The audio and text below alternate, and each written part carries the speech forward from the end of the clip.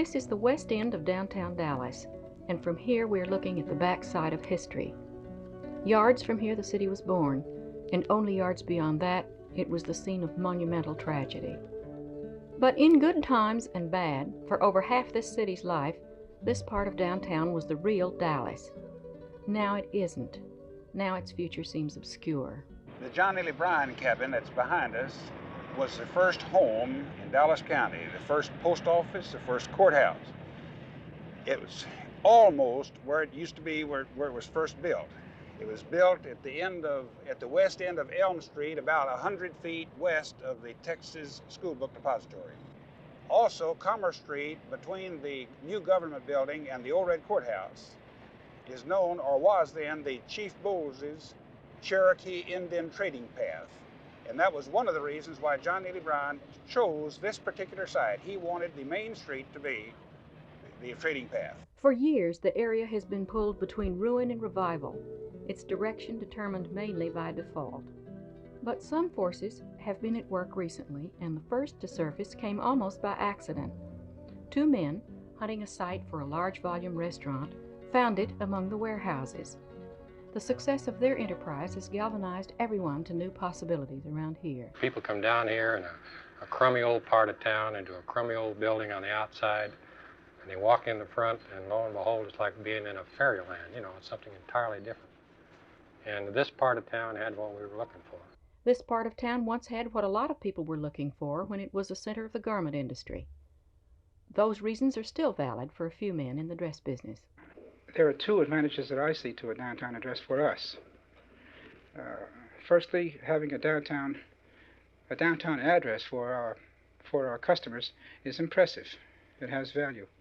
And secondly, the central location to public transportation is essential so that it's convenient for our employees. And of course, the West End is the oldest center of area government. When the old red courthouse was built in 1890, it was already the fifth courthouse on that block. County uses have spread, and according to County Judge Lou Sterrett, will continue to do so. One of these days, when that'll come about, no, I don't know, the new courthouse will be strictly a criminal courts building. In the jail, it will go down, and then all the criminal courts will occupy that building, and then of course that will force us someday to build a civil courts building. Where do you see that going? In that inner town. Even so, much of the West End is drab and blighty. The buildings seem waiting for something to happen before they give up altogether. The elements of action have been there to make this a vital part of town. They could be there again.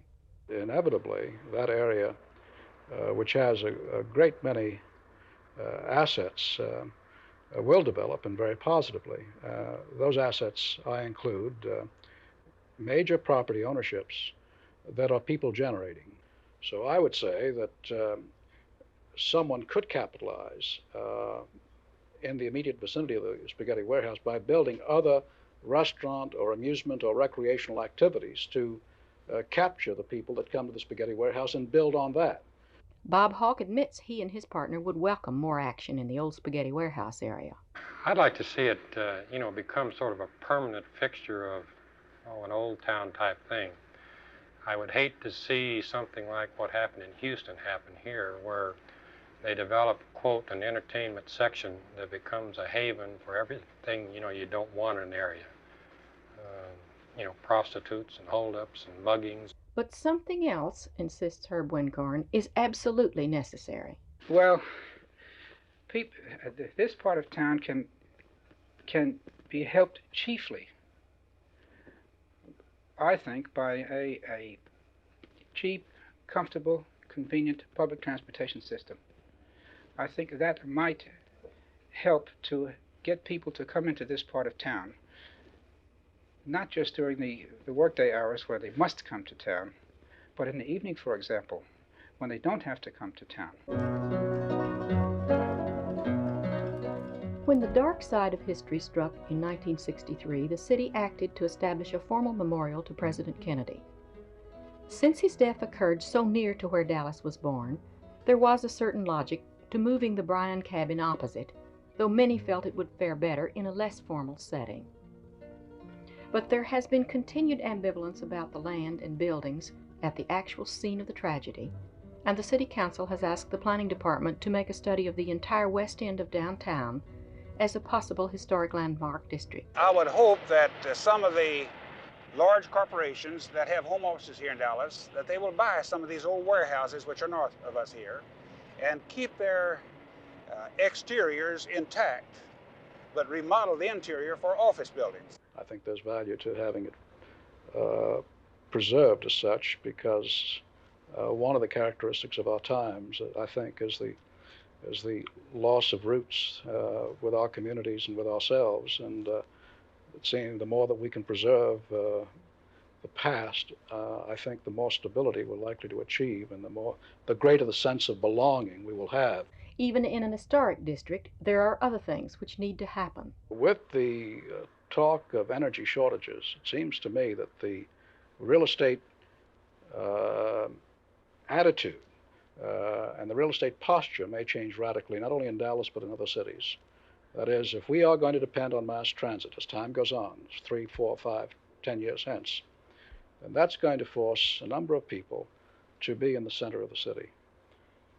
And it may encourage then high-rise residential living downtown where it wasn't possible earlier. Well, Dallas is just not ready for it yet for some reason. I don't know why, but it will happen. It will come. That there will be residences, there will be penthouses and apartments on top of office buildings or in conjunction with office buildings in the downtown area.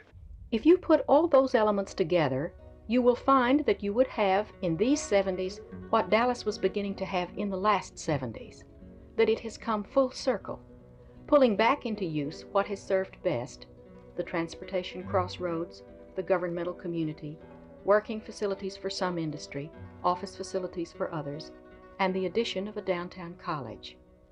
The first element that was there may be the last to return: people making their homes again in the west end of town. And that may be the mortar that binds it together again at last.